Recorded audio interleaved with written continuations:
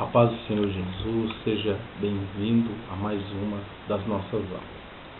Nessa aula eu quero falar sobre o arrebatamento da igreja. O Espírito Santo tem me incomodado uns dias para cá para falar a respeito desse assunto. Por quê? Porque se faz uma bagunça muito grande quando se fala de arrebatamento da igreja. Então eu quero que você abra comigo a sua Bíblia em 1 Tessalonicenses, capítulo de número 4 e versículo de número 16. Que diz assim, porque o mesmo Senhor descerá do céu com alarido e com voz de arcanjo e com a trombeta de Deus. E os que morreram em Cristo ressuscitarão primeiro. Depois nós, os que ficarmos vivos, seremos arrebatados juntamente com eles nas nuvens, a encontrar-se com o Senhor nos ares. E assim estaremos sempre com o Senhor. Então esse texto, Paulo começa a falar acerca do arrebatamento da igreja. Para os que têm acompanhado as aulas de escatologia, você aprendeu na segunda aula acerca das dispensações. E você aprendeu que nós estamos numa dispensação chamada graça. E essa dispensação ela vai se acabar quando acontecer o arrebatamento da igreja. Por quê? Porque a dispensação da graça é a dispensação da igreja aqui na terra.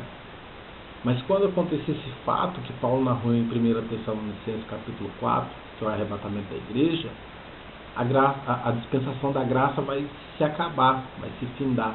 E vai vir um juízo sobre a terra, que foi ensinado na terceira aula sobre as 70 semanas de Daniel, que é a última semana das 70 semanas, chamado Grande Tribulação.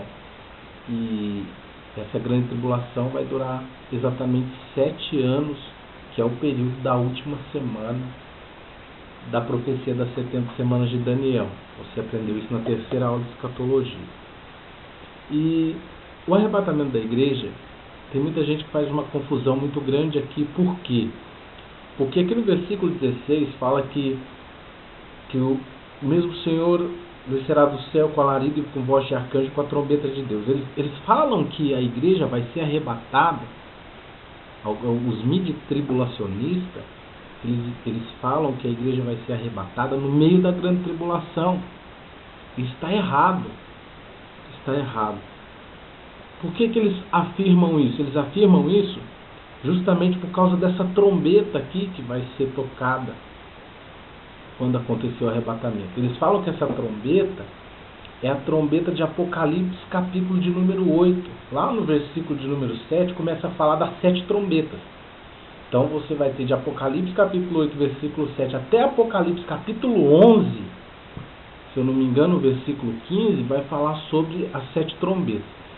Então eles falam que a primeira trombeta, os midi-tribulacionistas, eles falam que a primeira trombeta é a trombeta do arrebatamento. E está errado. Por quê? Porque, primeiro, no capítulo de número 6, você vai ver que quando os selos são abertos, o primeiro selo libera o cavalo branco. Esse cavalo branco, ele é a pessoa do anticristo. Ou seja, por que ele é a pessoa do anticristo? Porque ele vem semelhante ao Cristo do capítulo 19, que vem triunfando sobre um cavalo branco. Mas esse cavalo branco, do capítulo de número 6 de Apocalipse, se você quiser abrir aí na sua casa, Apocalipse capítulo de número 6, eu vou te mostrar para você no versículo de número 2, fala assim, e olhei, e eis um cavalo branco, e o que estava sentado sobre ele tinha um arco, e foi-lhe dado uma coroa, e saiu vitorioso para vencer. Então esse cavalo branco aqui, do versículo 2, ele é o anticristo, e ele imita o Cristo lá do capítulo de número 19, que fala assim, 19, versículo 11, e viu os céus abertos, e eis um cavalo branco, e o que estava sentado sobre ele se chama Fiel e Verdadeiro, e julga e peleja com justiça.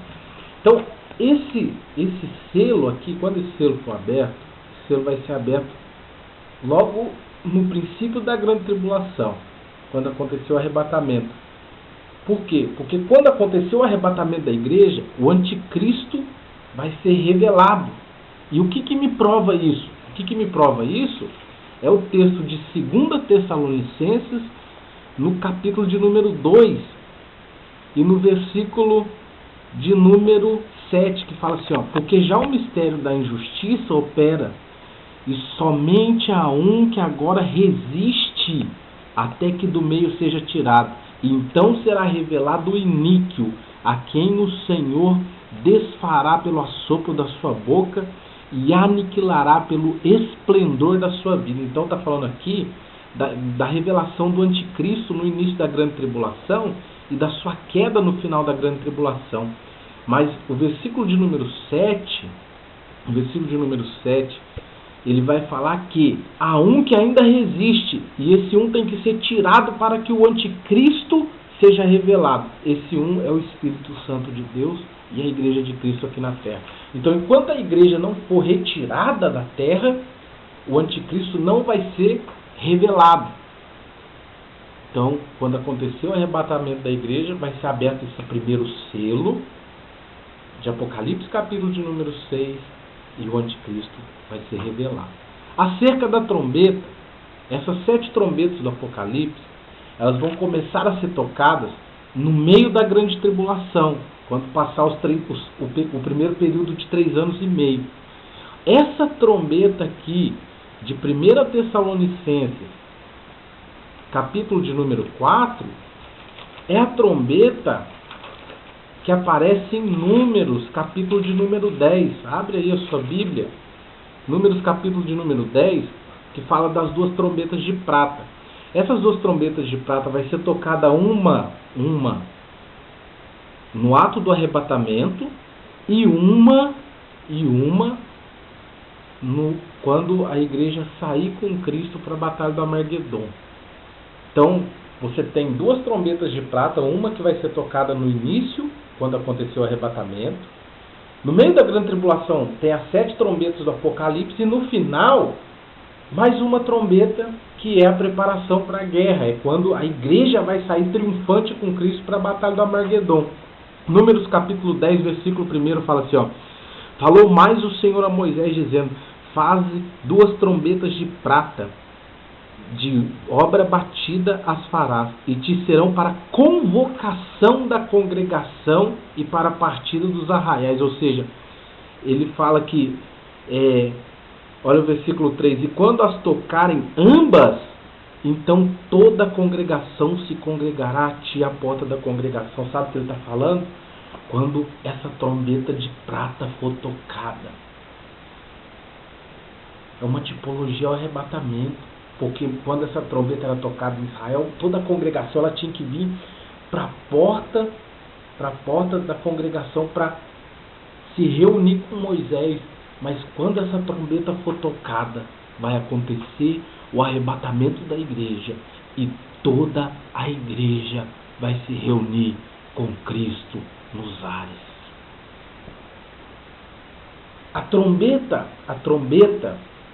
A última trombeta. Então você tem a primeira trombeta, que é essa aqui de Números capítulo 10, versículo de número 3, que é a trombeta do arrebatamento. No meio da grande tribulação vai ser tocado 7 trombetas, que são as 7 trombetas de juízo, e no final da grande tribulação vai ser tocada essa trombeta, Números capítulo 10, versículo 10. Semelhantemente, no dia da vossa alegria, e nas vossas solenidades, e no princípio dos vossos meses, também tocareis a trombeta sobre os vossos holocaustos, sobre os sacrifícios, e vos serão por lembrança para o Senhor.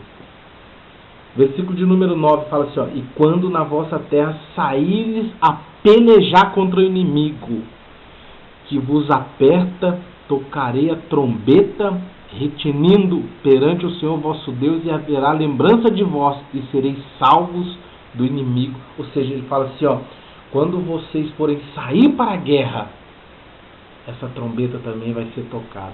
Então ela é tocada no arrebatamento, para que a igreja se encontre com Cristo, e ela vai ser tocada no final da grande tribulação, para que a igreja venha lutar a batalha do Armagedon junto com Cristo. E no meio dessas 2 trombetas, as 7 trombetas do Apocalipse. Então a igreja vai ser arrebatada antes da tribulação. O que me prova isso? Eu vou te dar outra prova a respeito disso. Abra sua Bíblia, Apocalipse, capítulo de número 3.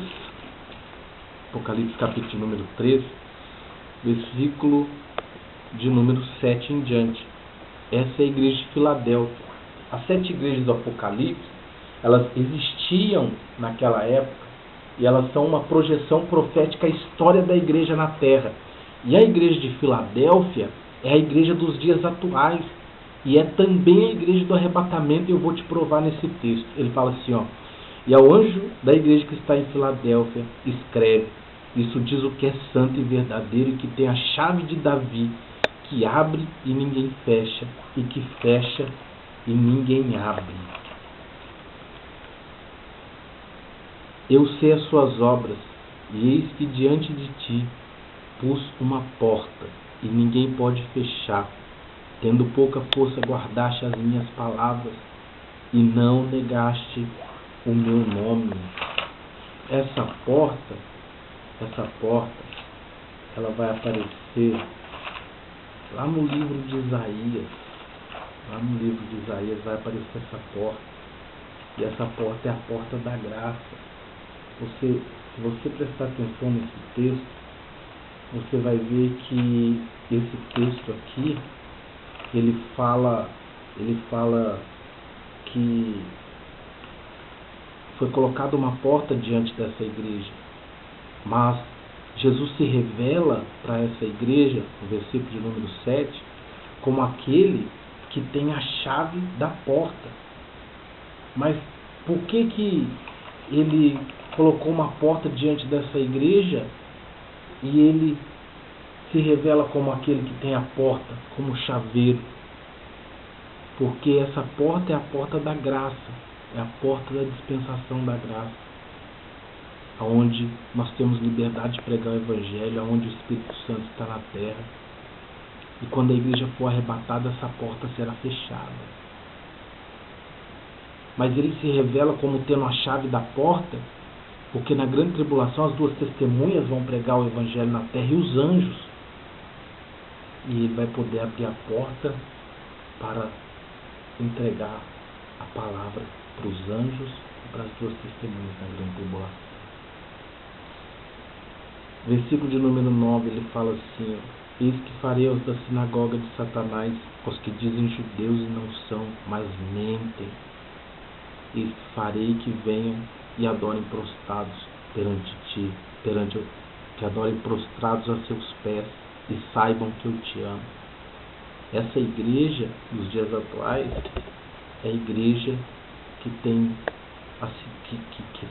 que muitas delas fazem parte da sinagoga de Satanás, os que dizem judeus e não são. Sabe o que ele está falando? Você me desculpa, mas eu preciso ensinar a verdade. Ele está falando dos judaizantes. Paulo pregou contra os judaizantes.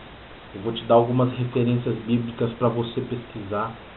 Gálatas, capítulo de número 5, do versículo de número 1 ao 13. Gálatas, capítulo de número 2, do versículo 11 ao 16. Paulo discute com Pedro acerca disso.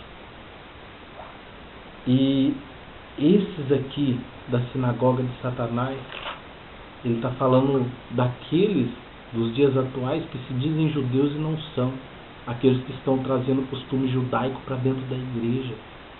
O judaísmo é lindo, é uma tradição muito linda, mas para os judeus, nós não somos judeus, nós somos gentios.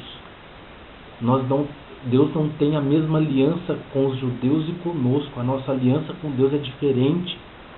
Nós somos igreja, nós vivemos o cristianismo, então nós não temos que ficar carregando arca. A arca era uma tipologia à presença de Cristo. Ela simbolizava a revelação do mistério que era o Cristo, a presença de Deus. Mas estão tentando trazer o judaísmo de novo para dentro da igreja, e Paulo lutou contra isso. Paulo discutiu com Pedro a respeito disso. E esse é um sinal, é um dos sinais, é algo que tem acontecido nessa igreja atual. Versículo de número 9: eis que eu farei os da sinagoga de Satanás, os que dizem judeus e não são, mas mentem. Nós não somos judeus, nós não temos que judaizar a igreja, nós temos que viver o cristianismo, e viver o cristianismo da maneira mais correta que ele tem. Essa chave aqui da porta essa porta aqui que está aberta diante dessa igreja é a porta da graça, e a chave foi entregue à igreja. Lá em Mateus 16, quando Cristo fala assim: eu te darei a chave do reino dos céus. E o que me prova que essa porta vai ser fechada é o texto de Isaías. Isaías, capítulo 26, e versículo de número 21. Eu vou abrir aqui na minha Bíblia e vou ler para você. Isaías, capítulo 26, versículo 21 e 22. Fala justamente disso, ó. Vá, pois, povo meu, e entra nos seus quartos e fecha as suas portas sobre ti. Esconde por um momento até que passe a ira, até que se acabe a grande tribulação. Porque eis que o Senhor sairá do seu lugar para castigar os moradores da terra por causa da sua iniquidade, e a terra descobrirá o seu sangue e não encobrirá mais aqueles que foram mortos. Então aqui está falando do período da grande tribulação, quando essa porta da graça, a porta da pregação do evangelho vai ser fechada pela igreja. Então a chave que Pedro recebeu lá em Mateus 16 é justamente a chave para fechar essa porta no final da dispensação da graça. E Cristo se revela como aquele que tem a chave, porque ele vai abrir a porta para dar a palavra para os anjos e para as 12 testemunhas pregarem aqui na terra no período da grande tribulação. O que me prova que essa igreja de Filadélfia é a igreja do arrebatamento? O que me prova, versículo 10, como guardaste a palavra da minha paciência, também te guardarei da hora da tentação que há de vir sobre todo o mundo para tentar os que habitam na terra. Então ele está falando assim: eu vou te guardar da grande tribulação, porque você guardou a minha palavra. Então essa é a igreja do arrebatamento. E ele fala: eis que eu venho sem demora. Então ele está falando assim: o tempo da minha vinda está próximo. Ao que vencer, e ele faz uma promessa: se você permanecer fiel nessa dispensação da graça, se você vencer os judaizantes, se você vencer a apostasia dos últimos tempos, porque a mesma Bíblia diz assim: por se multiplicar a iniquidade, o amor de muitos se esfriará. Se você conseguir vencer tudo isso, se você conseguir guardar a minha palavra, ao que vencer, farei coluna no templo do meu Deus, e dele nunca sairá. Escreverei sobre ele o nome do meu Deus e o nome da cidade do meu Deus, a nova Jerusalém que desce do céu do meu Deus, e também meu novo nome. Eu vou te mostrar para você como o mundo está se preparando para a recepção do anticristo, como o cenário mundial atual já está preparado para receber o anticristo. Primeiro, os judeus, eles estão começando, eles começaram há algum tempo a reconstrução do templo. Só que eles não conseguem erguer o templo. Por quê? Por causa da mesquita que está no lugar onde era o templo de Salomão, e os muçulmanos tomam conta daquele lugar.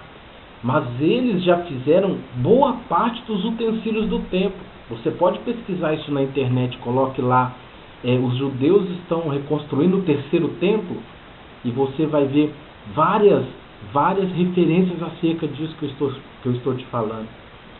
Aquele chip que muitos afirmam que vai ser usado como a marca da besta, tem pessoas nos Estados Unidos que usam, no Brasil já tem gente usando, e tem uma empresa aqui de Sorocaba está fabricando esse chip em grande escala. Em grande escala. Se você pegar a estátua que Nabucodonosor viu no sonho, lá em Daniel, no capítulo 2 e versículo 32, Daniel, capítulo de número 2, versículo 32, fala assim, a cabeça daquela estátua era de ouro fino, o seu peito e os seus braços de prata, o seu ventre e as suas coxas de cobre, as pernas de ferro e os seus pés em parte de ferro e em parte de barro. Estava em parte de ferro e em parte de barro. Estava vendo isso quando uma pedra foi cortada, sem mão, a qual feriu a estátua nos pés de ferro e de barro os esmiuçou. A cabeça dessa estátua, ela era de ouro, e ela representava o Império Babilônico, que aparece no capítulo 7 de Daniel, no versículo 4, como grande leão. O peito dessa estátua era de prata e representava o Império Medo-Persa, que reinou entre o ano 536 a.C. E ele aparece no capítulo 7, versículo 6 de Daniel como grande urso. As suas coxas de cobre representavam o Império Grego, que reinou próximo ao ano 330 a.C. E representa o grande leopardo do capítulo 7, versículo 6, também de Daniel. As pernas de ferro representam o Império Romano, que aparece também em Daniel capítulo 7, no versículo 7 e 8, como o animal terrível e a besta. Os pés de ferro com barro, esses pés, tinham 10 dedos. Esses 10 dedos que aparecem nos pés da estátua são também as 10 cabeças do dragão de Apocalipse capítulo 12, versículo 3. São os 10 chifres do dragão que aparece em Apocalipse capítulo 12, versículo 3. Esse dragão de Apocalipse capítulo 12, versículo 3, ele faz uma tipologia a Satanás. Então você vê que os pés da estátua e os chifres do dragão representam a mesma coisa. O que eles representam? Eles representam 10 blocos de nação em que a terra vai ser dividida para que o anticristo implante o seu governo. Desses 10 blocos você tem 2 polegares, 2 dedos fortes, que vão comandar um o ocidente e o outro oriente. Quem vai comandar o oriente? Um bloco islâmico. O islamismo está crescendo, está muito forte no Oriente, mata cristãos e a cada dia que passa ele cresce mais. Então já começa a falar da falsa igreja. Então um bloco islâmico vai governar o Oriente. E no Ocidente o que vai governar é o cristianismo apostata. Então esses são os 2 polegares da estátua. E você tem aqui, você vê que esses 2 polegares eles vão guiarem, porque o que vai ser implantado é um sistema político-religioso, quase a mesma coisa que Roma fez com a igreja por volta do ano 300 e alguma coisa. Ela fez uma aliança com a igreja e começou um governo político-religioso.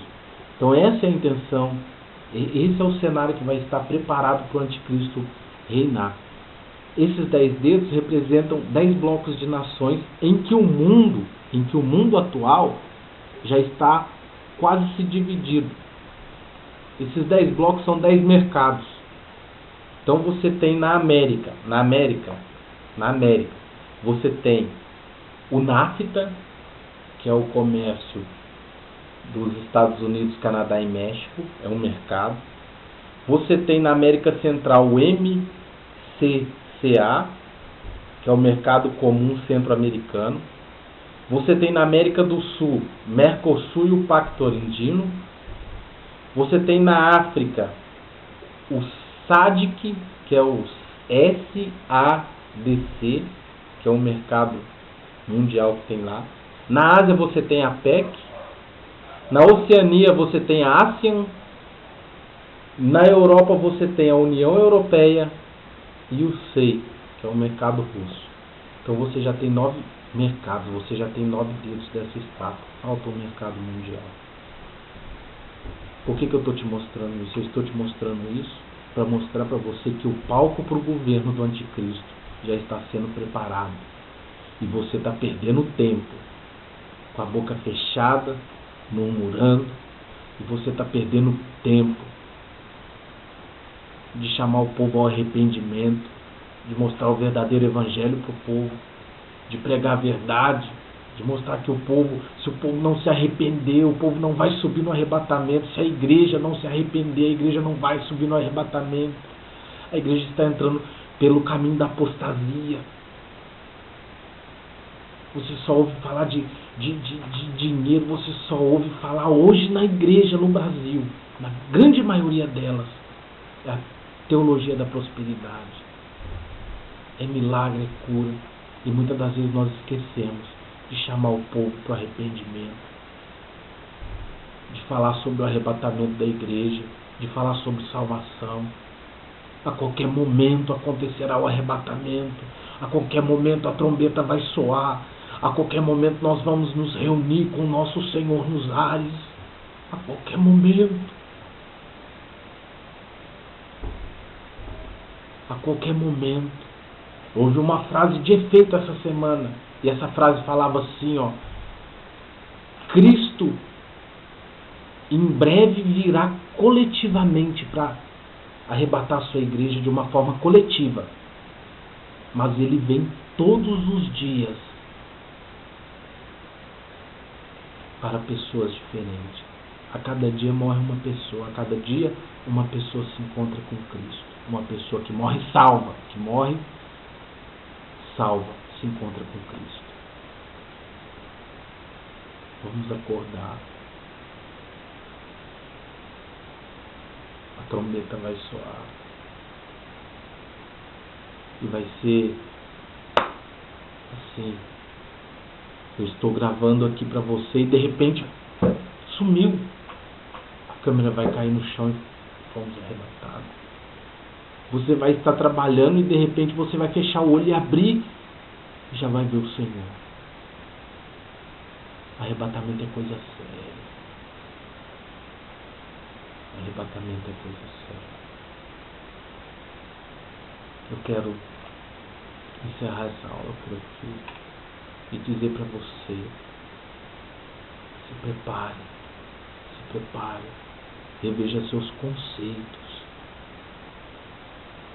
Analise a sua vida. Lance fora aquilo que te impede de alcançar o reino de Deus. Lance fora aquilo que te impede de subir no arrebatamento, porque a qualquer momento essa trombeta vai soar e nós vamos nos encontrar com o nosso Senhor. Eu creio que nós somos a geração do arrebatamento. Deus abençoe a sua vida. Curta os nossos vídeos. Compartilhe esse vídeo. Muitas pessoas precisam ouvir acerca do arrebatamento. Não tem sido mais pregado isso. Não tem sido mais falado sobre isso. Em muitos lugares ainda tem igrejas que pregam. Ainda tem igrejas que ensinam a respeito disso. Então compartilhe esse vídeo. Ajude-nos a divulgar essa grande obra que estamos fazendo para o nosso Senhor. Deus abençoe a sua vida, a sua casa. Se inscreva no nosso canal. Até a próxima aula. Em nome de Jesus.